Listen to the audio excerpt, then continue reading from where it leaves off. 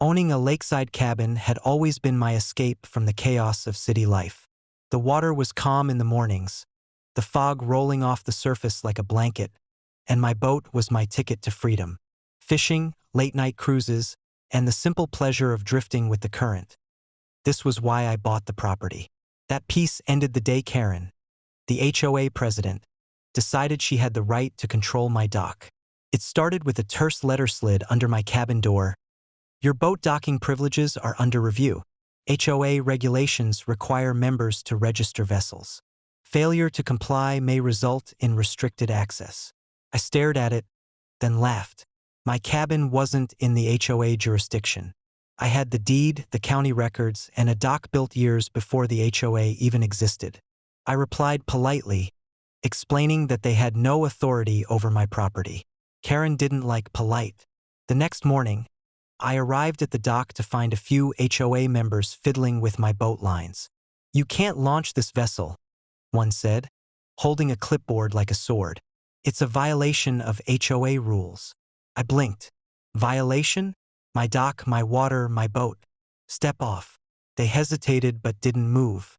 That's when Karen showed up, flanked by two board members, with a look that said she thought she was about to claim the lake for herself.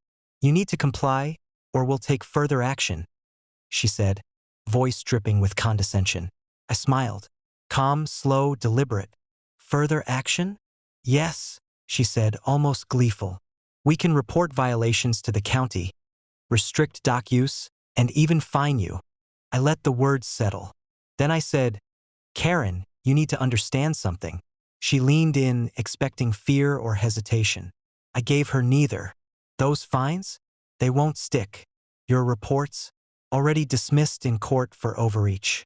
And your threats? Empty, because I own the access rights for this lakefront property. Every buoy, every slip, every inch of water along my dock? Mine. All mine." Karen's smile faltered. She'd never expected me to know the law or the lake. "Then what?" she demanded. "You think you're untouchable?" I took a deep breath and walked to my boat. The sun glinted off the hull as I ran my hand along it. "No, I'm just tired of being polite." The next morning, I got to work. I called in a marine contractor, someone I'd used before to maintain the dock, and explained the plan. Within hours, pontoons and temporary barriers were installed across the narrow channel that connected the HOA's designated fishing area to the main lake. I didn't block public water, just the access route they'd been using.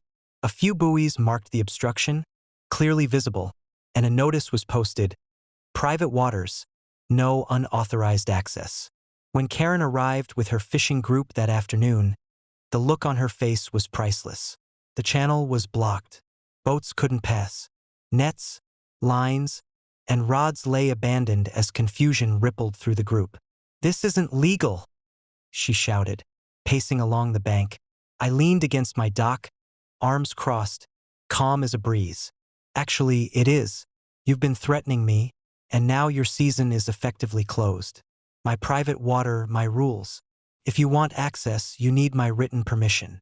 She tried to argue, waving a clipboard and shouting about bylaws, but nothing stuck. I had the deeds, the permits, and the documentation. Every complaint she could file was already countered. By mid-morning, the entire HOA fishing crew had turned back. Boats were trailered, tackle boxes packed, and Karen stomped back to her SUV, muttering threats that couldn't reach me. I sat on the dock, sun on my face, listening to the quiet hum of the lake. Word spread fast. By the end of the week, every HOA member knew the lake was mine. Attempts to fish, dock, or otherwise intrude without my permission would be blocked. I didn't need to fight physically. The law and smart planning did it for me. Over the summer, I maintained the blockade for a few days at a time, only opening the water to friends I trusted. Karen never returned with a complaint. When she drove past the property, she slowed, squinted at the dock, then sped off like she'd seen a ghost. By fall, the fishing season officially ended, and I removed the barriers. The lake was calm again, just like it had been before Karen's threats. But the lesson remained. You can't bully someone who knows their rights, and you can't claim what's never yours. As for me, I spent the evening alone on the boat, casting lines into the water, the sun sinking into gold, the lake entirely mine. Karen had tried to shut me out, but I had shut down her season instead. Peace restored.